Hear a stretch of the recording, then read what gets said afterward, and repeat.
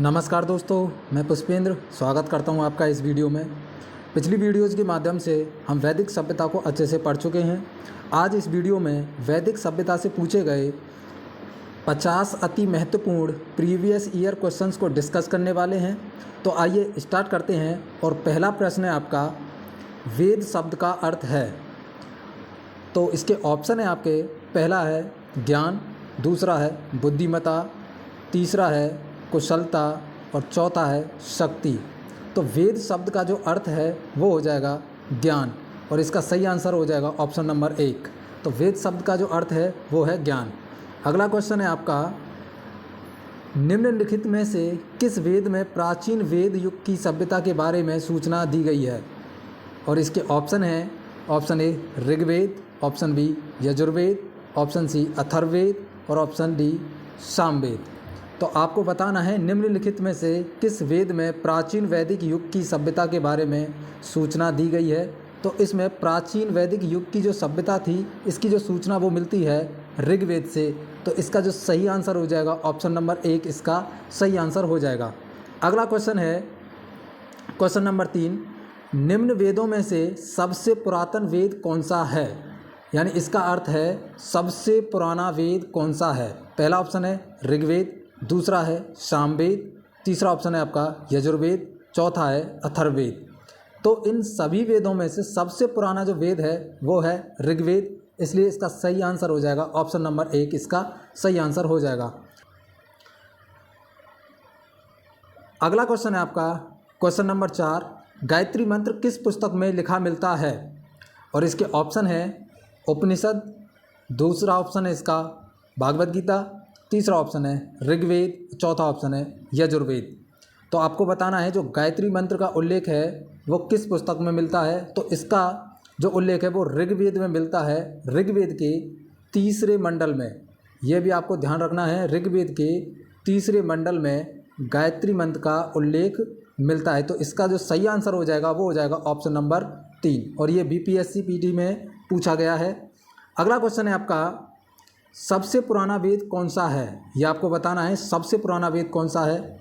Option है इसके यजुर्वेद, ऋग्वेद, सामवेद, अथर्ववेद। तो जो इसका सही आंसर हो जाएगा वो हो जाएगा ऋग्वेद। ऋग्वेद इन चारों वेदों में से सबसे पुराना है, इसलिए ऑप्शन नंबर 2 इसका सही आंसर हो जाएगा। अगला क्वेश्चन है आपका क्वेश्चन नंबर 6, बोगज कोई महत्वपूर्ण है क्योंकि? ये बोगज कोई अभिलेख के बारे में प्रश्न है और आपको बताना है ये महत्वपूर्ण क्यों है। क्योंकि यह, इसका ऑप्शन 1 है, यह मध्य एशिया एवं तिब्बत। दूसरा ऑप्शन है इसका, यहाँ प्राप्त अभिलेखों में वैदिक देवता एवं देवियों का नामोल्लेख प्राप्त होता है। और तीसरा ऑप्शन है इसका, वेद के मूल ग्रंथों की रचना यहाँ हुई थी। और चौथा ऑप्शन है उपर्युक्त में से कोई नहीं। ये आपको बताना है बोगज कोई महत्वपूर्ण है क्योंकि यहाँ प्राप्त अभिलेखों में वैदिक देवता एवं देवियों का नाम उल्लेख प्राप्त होता है। इसमें भारतीय देवताओं के नाम मिलते हैं, इसलिए इसका जो सही आंसर हो जाएगा वो ऑप्शन नंबर 2 इसका सही आंसर हो जाएगा।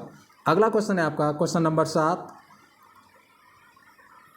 ऋग्वेद की मूल लिपि थी। जो ऋग्वेद है वो किस लिपि में लिखा गया था?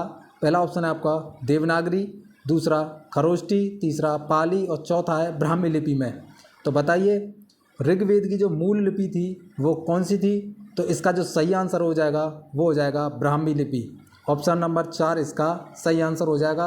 जो ऋग्वेद है वो ब्राह्मी लिपि में लिखा गया था। अगला क्वेश्चन है आपका क्वेश्चन नंबर 8, ऋग्वेद में कई परिच्छेदों में प्रयुक्त अधन्य शब्द संदर्भित है। तो आपको बताना है जो अधन्य शब्द है उसका अर्थ क्या है, किसके लिए इस शब्द का इस्तेमाल किया जाता था। ऑप्शन 1 पुजारी के लिए, ऑप्शन नंबर 2 है आपका स्त्री के लिए, ऑप्शन 3 है गाय के लिए, ऑप्शन 4 है ब्रह्मा के लिए। तो बताइए जो अधन्य शब्द है वो किसके लिए प्रयुक्त होता था? तो आपको ध्यान रखना है अधन्य शब्द गाय के लिए प्रयुक्त होता था, इसलिए इसका जो सही आंसर हो जाएगा ऑप्शन नंबर 3 इसका राइट आंसर हो जाएगा। अगला क्वेश्चन है आपका क्वेश्चन नंबर 9, निम्नलिखित में से कौन सा ब्राह्मण ग्रंथ ऋग्वेद से संबंधित है? यह आपको बताना है इनमें से कौन सा ब्राह्मण ग्रंथ ऋग्वेद से संबंधित है। ऑप्शन है आपके ऐत्रेय ब्राह्मण, दूसरा ऑप्शन है आपका गोपद ब्राह्मण, तीसरा है शतपथ ब्राह्मण और चौथा है आपका तैत्तिरीय ब्राह्मण। तो आपको ध्यान रखना है जो ऋग्वेद से संबंधित है वो हो जाएगा आपका ऐत्रेय ब्राह्मण ग्रंथ। ये इसका जो सही आंसर हो जाएगा वो हो जाएगा ऑप्शन नंबर 1 इसका सही आंसर हो जाएगा। अगला क्वेश्चन है आपका क्वेश्चन नंबर 10, ऋग्वेद में सूक्त हैं, ये आपको बताने हैं ऋग्वेद में कितने सूक्त हैं। ऑप्शन है 1028, दूसरा ऑप्शन है 1017, तीसरा ऑप्शन है 1128 और चौथा ऑप्शन है 1264। आपको बताने हैं ऋग्वेद में कितने सूक्त हैं, तो आपका जो सही आंसर हो जाएगा वो हो जाएगा ऑप्शन नंबर 1, क्योंकि ऋग्वेद में 1028 सूक्त हैं। अगर मंत्र की बात करें तो मंत्र कितने हो जाएंगे, जो ऋचाएँ हैं वो हो जाएंगी 10,462। ये भी आपको ध्यान रखना है, 10,462 ऋचाएँ हैं, 10 मंडल हैं ऋग्वेद के अंदर। अगला क्वेश्चन है आपका क्वेश्चन नंबर 11, वर्ण व्यवस्था से संबंधित पुरुष सूक्त मूलतः पाया जाता है। बहुत अच्छा क्वेश्चन है, बताइए आप। ऑप्शन है इसका अथर्ववेद, दूसरा ऑप्शन है सामवेद, तीसरा ऑप्शन है ऋग्वेद और चौथा ऑप्शन है मनुस्मृति और पांचवा ऑप्शन है उपर्युक्त में से कोई नहीं। तो बताइए, वर्ण व्यवस्था से संबंधित पुरुष सूक्त मूलतः पाया जाता है, ये पाया जाता है ऋग्वेद में, और ऋग्वेद के 10वें मंडल में वर्ण व्यवस्था का उल्लेख किया गया है। तो इसका जो सही ऑप्शन हो जाएगा वो हो जाएगा ऑप्शन नंबर 3 इसका सही आंसर हो जाएगा। अगला क्वेश्चन है आपका क्वेश्चन नंबर 12, सर्वप्रथम स्तूप शब्द कहाँ मिलता है, ये आपको बताना है। जो स्तूप शब्द है वो सर्वप्रथम कहाँ मिला है। ऑप्शन है आपका ऋग्वेद, बी ऑप्शन है जातक कथा, सी ऑप्शन है अर्थशास्त्र और डी ऑप्शन है आपका अष्टाध्यायी और पांचवा ऑप्शन है आपका उपर्युक्त में से कोई नहीं, है आपको बताना है। तो स्तूप शब्द का जो सर्वप्रथम प्रयोग मिला था वो मिला था ऋग्वेद में, इसलिए इसका सही आंसर हो जाएगा ऑप्शन नंबर 1। आगे क्वेश्चन नंबर 13 है। क्वेश्चन नंबर 13 क्या कह रहा है, निम्नलिखित में से वह दस्तकारी कौन सी है जो आर्यों द्वारा व्यवहार में नहीं लाई गई थी, यह आपको बताना है। और ये आपके ऑप्शन हो जाएंगे, पहला ऑप्शन है आपका मृतभांड जिसे पोट्री बोला जाता है, दूसरा आभूषण, तीसरा बढ़ईगिरी और चौथा लोहार। तो आपको इनमें से बताना है, इन चारों में से मृतभांड, पोट्री ये इसे बोला जाता था और आभूषण, बढ़ईगिरी और लोहार। तो आपको ध्यान रखना है लोहार इसका राइट आंसर हो जाएगा, ऑप्शन नंबर 4 इसका सही आंसर हो जाएगा। अगला क्वेश्चन है आपका क्वेश्चन नंबर 14, भारतीय शासन के प्रतीक ये शब्द सत्यमेव जयते किस ग्रंथ से लिए गए हैं, ये आपको बताना है। जो सत्यमेव जयते है ये कहाँ से लिया गया है। पहला ऑप्शन है उपनिषद जिसे मुंडकोपनिषद बोलते हैं, सामवेद, ऋग्वेद और रामायण। तो बताइए, ये आपका लिया गया है उपनिषद जिसे मुंडकोपनिषद से लिया गया है, तो इसलिए आपका सही आंसर हो जाएगा ऑप्शन नंबर 1। और आपको कमेंट बॉक्स में बताना है सत्यम शिवम सुंदरम ये किस उपनिषद से लिया गया है, किस धातु का प्रयोग सर्वप्रथम पहले किया गया था।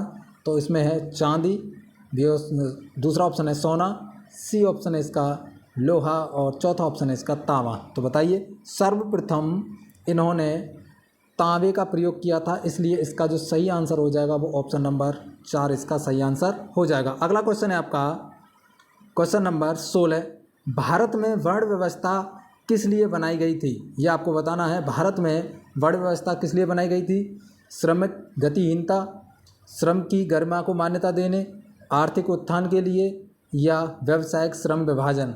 तो जो भारत में वर्ण व्यवस्था है वो व्यावसायिक श्रम विभाजन के लिए बनाई गई थी, तो इसलिए इसका जो सही आंसर हो जाएगा ऑप्शन नंबर 4 इसका सही आंसर हो जाएगा। अगला क्वेश्चन है आपका, प्रारंभिक आर्यों के बारे में निम्नोक्त कथनों में से कौन सा सही नहीं है, में से सही नहीं है। पहला ऑप्शन है वे संस्कृत बोलने वाले थे, दूसरा है वे घुड़सवारी किया करते थे और तीसरा है वे कई झुंडों में भारतवर्ष पहुँचे और चौथा ऑप्शन है वे मुख्यतः नगरों में निवास करते थे। तो ध्यान से देखो, जो आर्य थे इन्होंने वैदिक सभ्यता का विकास किया था और वैदिक सभ्यता एक ग्रामीण सभ्यता थी, ये आपको ध्यान रखना है। कैसी थी, ग्रामीण सभ्यता थी, जबकि सिंधु घाटी सभ्यता एक नगरीय सभ्यता थी। तो यहाँ पर ये चौथा वाला जो ऑप्शन है ये मुख्यतः नगरों में निवास करते थे, ये नगरों में नहीं, क्योंकि वैदिक सभ्यता क्या थी, एक ग्रामीण सभ्यता थी, इसलिए ये आपका क्या हो जाएगा, गलत हो जाएगा। बाकी का ये संस्कृत बोलने वाले थे, घुड़सवारी किया करते थे, कई झुंडों में भारतवर्ष पहुँचे, लेकिन ये मुख्यतः नगरों में नहीं गाँव में निवास किया करते थे। इसलिए इसका जो सही आंसर हो जाएगा ऑप्शन नंबर 4 इसका सही आंसर हो जाएगा। अगला क्वेश्चन है आपका क्वेश्चन नंबर 18, इनमें से किस फसल का ज्ञान वैदिक काल के लोगों को नहीं था? और ये आपके ऑप्शन है, ऑप्शन 1 जौ, ऑप्शन 2 है गेहूँ, ऑप्शन 3 है चावल और ऑप्शन नंबर 4 है आपका तंबाकू। तो आपको ध्यान रखना है तंबाकू का ज्ञान वैदिक काल के लोगों को नहीं था, इनके बारे में जानकर तंबाकू के बारे में जानकारी नहीं थी, इसलिए इसका जो सही आंसर हो जाएगा वो हो जाएगा ऑप्शन नंबर 4 इसका सही आंसर हो जाएगा। अगला क्वेश्चन है आपका क्वेश्चन नंबर 19, वैदिक आर्यों का प्रमुख भोजन था। यह आपको बताना है वैदिक आर्यों का जो प्रमुख भोजन है वो क्या था। पहला है जौ और चावल, दूसरा है आपका चावल और दालें, तीसरा है आपका सब्जियां और फल, और चौथा है इसका दूध और इसके उत्पाद। तो आपको ध्यान रखना है जो वैदिक काल के जो आर्य थे उनका जो प्रमुख भोजन था वो था दूध और इससे बने उत्पाद। अगला क्वेश्चन है आपका क्वेश्चन नंबर 20, आर्य सभ्यता में मनुष्य के कर जीवन में आयु के आरोही क्रमानुसार निम्नलिखित चरणों में से कौन सा विकल्प सही है, यह आपको बताना है।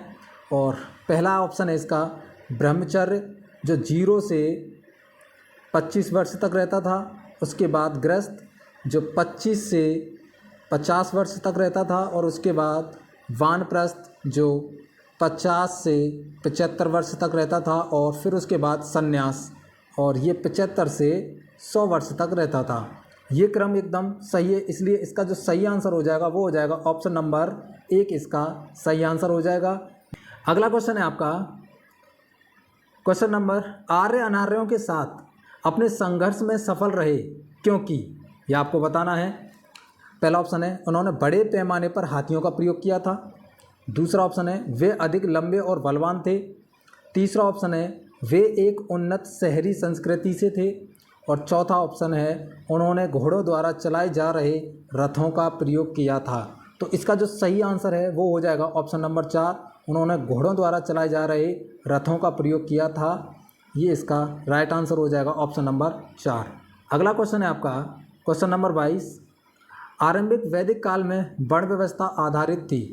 अगर हम बात करें तो वर्ण व्यवस्था किस पर थी? ऑप्शन है इसका शिक्षा पर, दूसरा ऑप्शन है जन्म पर, तीसरा है व्यवसाय पर, और चौथा प्रतिभा पर।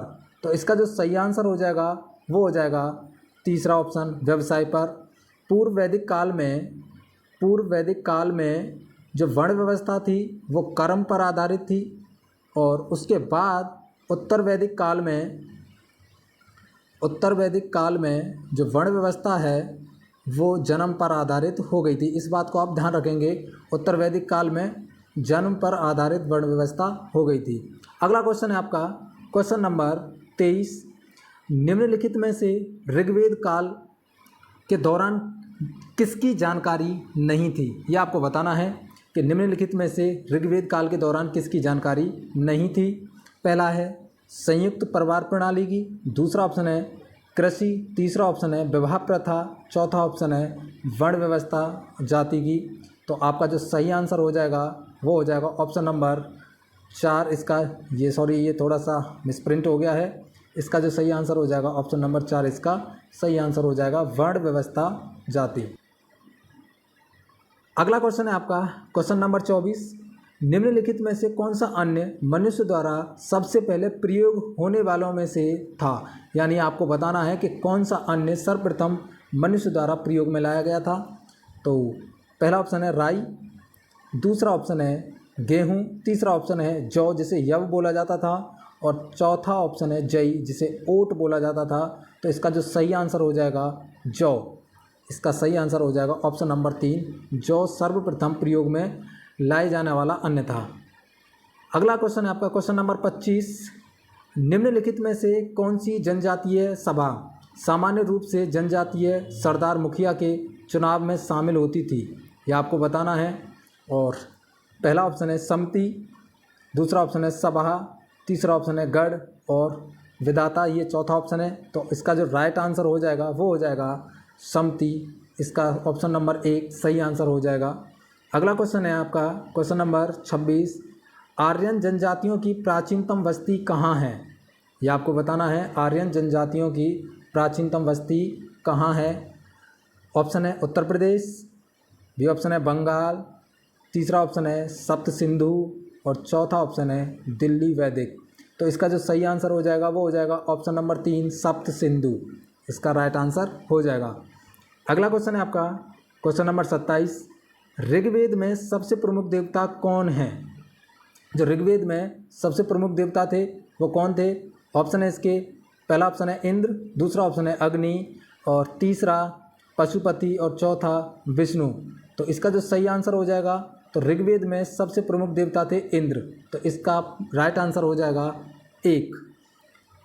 अगला क्वेश्चन है क्वेश्चन नंबर 28, वैदिक काल में 8 प्रकार के विवाह प्रचलित थे, इनमें से कौन प्रेम विवाह था?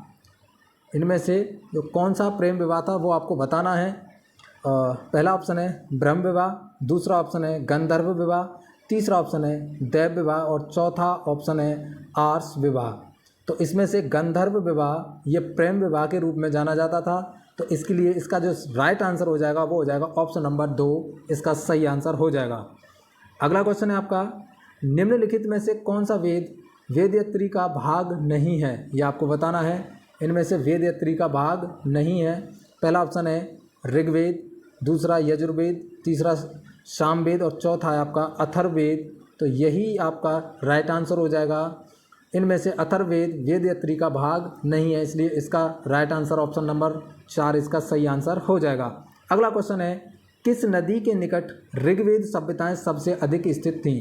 यह आपको बताना है, किस नदी के निकट ऋग्वेद सभ्यताएं सबसे अधिक थीं। पहला ऑप्शन है आपका नर्मदा, दूसरा ऑप्शन है सरस्वती और तीसरा ऑप्शन है गंगा और चौथा ऑप्शन है गोदावरी। तो इसका जो सही आंसर हो जाएगा वो हो जाएगा ऑप्शन नंबर 2, इसका सही आंसर हो जाएगा सरस्वती। और ऋग्वेद काल में सरस्वती को सबसे पवित्र नदी भी माना गया है, यह आपको ध्यान रखना है।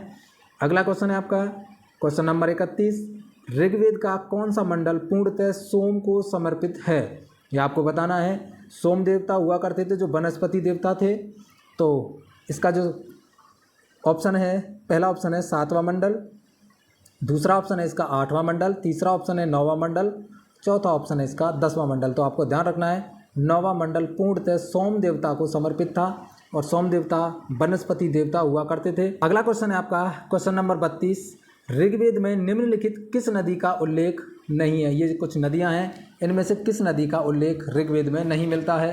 पहला ऑप्शन है यमुना, दूसरा ऑप्शन है गंगा, तीसरा ऑप्शन है रावी, चौथा ऑप्शन है सरस्वती। सरस्वती नदी वैदिक काल की सबसे पवित्र नदी थी। यमुना, इसका एक बार प्रयोग किया गया है, यमुना शब्द का एक बार प्रयोग ऋग्वेद में देखने को मिलता है।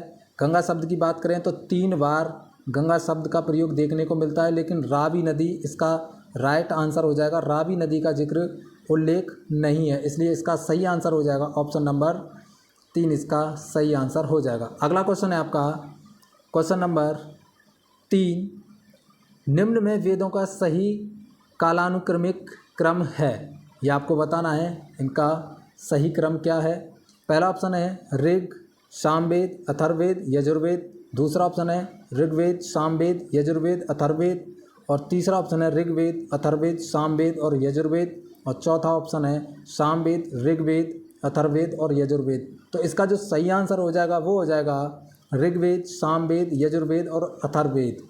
इसका ऑप्शन नंबर 2 इसका सही आंसर हो जाएगा। अगला क्वेश्चन है क्वेश्चन नंबर 34, आर्यों की वर्ण व्यवस्था का आधार निम्न में से क्या था? यह आपको बताना है। आर्यों की जो वर्ण व्यवस्था थी उसका जो आधार था वो इनमें से क्या था? पहला ऑप्शन है पेशा, दूसरा ऑप्शन है जाति और तीसरा लिंग और चौथा रंग और 5वां है इनमें से कोई नहीं। तो आप ध्यान रखेंगे, पेशा जो भी लोग अपना कार्य करते थे उसके अनुसार उनकी वर्ण व्यवस्था तय की जाती थी। तो इसका जो राइट आंसर हो जाएगा ऑप्शन नंबर 1 इसका सही आंसर हो जाएगा। अगला क्वेश्चन है आपका क्वेश्चन नंबर 35, आर्यों ने किसकी आराधना की थी? यह आपको बताना है, आर्यों ने किसकी आराधना की थी। यह आपके आगे ऑप्शन है, ऑप्शन 1 अग्नि, ऑप्शन बी गाय, ऑप्शन सी नदी और ऑप्शन डी आपका वृक्ष। तो अग्नि की ये आराधना किया करते थे। तो इसका जो सही आंसर हो जाएगा ये हो जाएगा ऑप्शन नंबर 1 इसका सही आंसर हो जाएगा। अगला क्वेश्चन है क्वेश्चन नंबर 36, निम्न में से कौन सा वैदिक काल में विद्यमान नहीं था? ये आपको बताना है, वैदिक काल में विद्यमान नहीं था। पहला ऑप्शन है मादक पेय पदार्थ, दूसरा है पर्दा प्रथा, तीसरा है मनोरंजन के साधन, चौथा है उपर्युक्त सभी। अगर हम पर्दा प्रथा की बात करें तो ये पूर्व वैदिक काल में नहीं देखने को मिलता है, लेकिन बाद में ये उत्तर वैदिक काल में देखने को पर्दा प्रथा का प्रचलन देखने को मिलता है। इसलिए इसका जो सही आंसर हो जाएगा वो हो जाएगा ऑप्शन नंबर 2 इसका सही आंसर हो जाएगा। क्वेश्चन है आपका क्वेश्चन नंबर 37, आर्य लोग भारत में कहाँ से आए थे? ये आपको बताना है। जो आर्य हैं वो भारत में कहाँ से आए थे? पहला ऑप्शन है आपका पूर्वी यूरोप से, दूसरा ऑस्ट्रेलिया से, तीसरा मध्य एशिया से, चौथा दक्षिणी पूर्व एशिया से।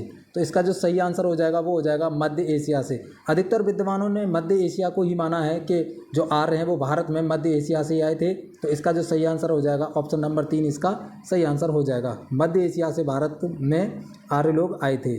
अगला क्वेश्चन है आपका ऋग्वेद में सर्वाधिक मंत्र किस देवता की स्तुति में लिखा गया है? यह आपको बताना है।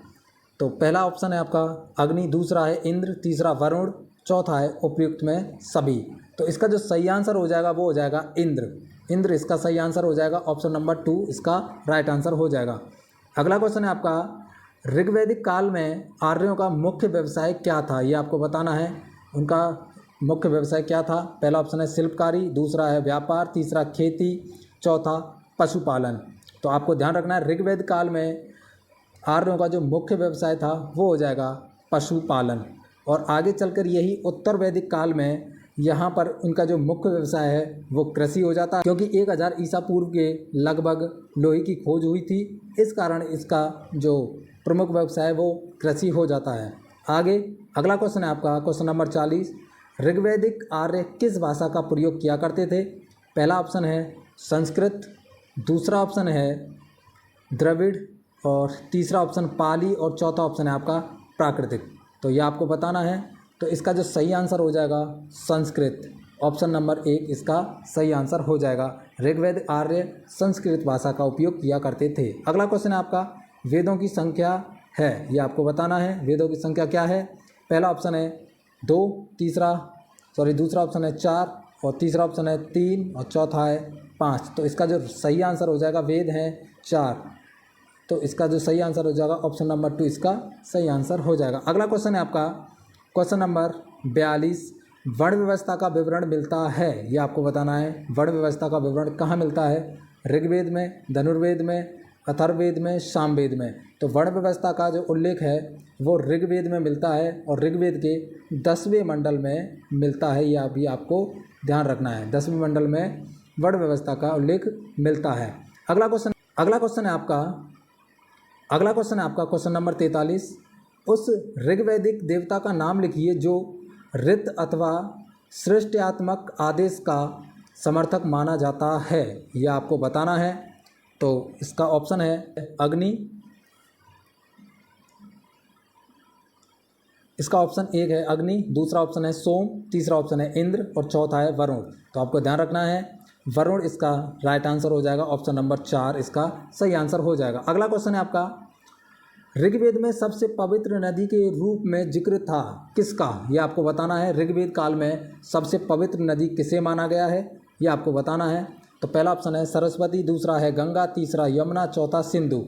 तो मैंने पहले भी बताया था आपको ऋग्वेद में सबसे पवित्र नदी सरस्वती नदी को माना गया है। अगला क्वेश्चन है आपका क्वेश्चन नंबर 45, वैदिक साहित्य में प्रयुक्त व्रीहि शब्द का अर्थ है। यह आपको बताना है। वैदिक साहित्य में प्रयुक्त व्रीहि शब्द का अर्थ क्या है? ये जौ, तिल, गेहूँ, चावल। तो आपको ध्यान रखना है व्रीहि शब्द का जो अर्थ है वो है चावल से। तो इसलिए इसका सही आंसर हो जाएगा ऑप्शन नंबर 4 इसका राइट आंसर हो जाएगा। अगला क्वेश्चन है आपका क्वेश्चन नंबर 47, ऋग्वेद का प्रमुख देवत्व कौन है? ये आपको बताना है। ऋग्वेद में कौन प्रमुख देवत्व हुआ करते थे?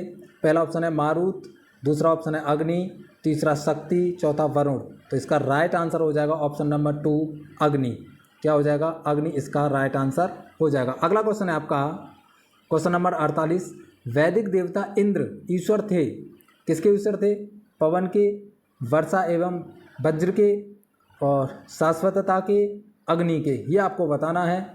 तो इसका जो सही आंसर हो जाएगा वो हो जाएगा आपका ऑप्शन नंबर 2, वर्षा एवं वज्र के वो ईश्वर हुआ करते थे, इसलिए सही आंसर हो जाएगा इसका ऑप्शन नंबर 2। अगला क्वेश्चन है आपका, भारत के इतिहास में उत्तर वैदिक काल किस समय अवधि के बीच रही, ये आपको बताना है।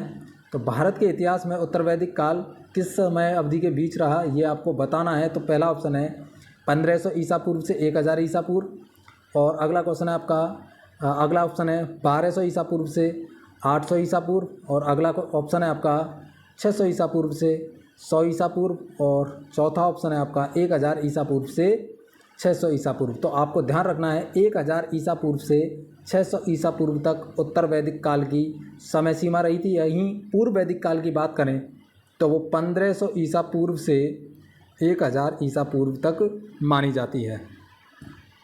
अगला क्वेश्चन है आपका क्वेश्चन नंबर 50। निम्न में से किसने सुझाव दिया कि आर्यों का मूल स्थान मध्य एशिया था, यह आपको बताना है। पहला ऑप्शन है आपका प्रो मैकडोनाल्ड, दूसरा ऑप्शन है आपका ब्रेंडनस्टीन और तीसरा ऑप्शन है आपका मैक्स मूलर और चौथा ऑप्शन है आपका सर विलियम जॉन्स। तो इसका जो सही आंसर हो जाएगा वो हो जाएगा ऑप्शन नंबर 3, इसका राइट आंसर हो जाएगा।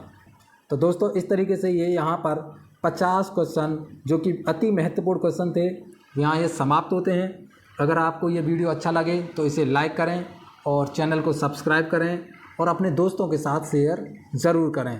तो इससे आगे का जो पार्ट है, अभी इसमें जो पूर्व वैदिक काल है वो अच्छे से कवर हो पाया है। आगे का जो पार्ट है वो एक पार्ट और आ सकता है इसमें। अगर आपने पिछली वीडियोज़ नहीं देखी हैं जो कि प्राचीन भारत हम लोग पढ़ रहे थे, इससे पीछे की वीडियो, उसमें सिंधु घाटी सभ्यता और वैदिक सभ्यता को अच्छे से डिस्कस किया है। अगर आपने वो वीडियो नहीं देखी है तो एक बार जा कर के आप उन वीडियो को देखें, तभी आप इन क्वेश्चनों को अच्छे से कर पाएंगे। तो अगर आप उन वीडियो को देखना चाहते हैं तो मैं डिस्क्रिप्शन में लिंक दे दूँगा, जिससे आप उन पर क्लिक करके उन वीडियो को देख पाओगे। तो मिलते हैं दोस्तों अगली वीडियो में, तब तक के लिए नमस्कार, जय हिंद।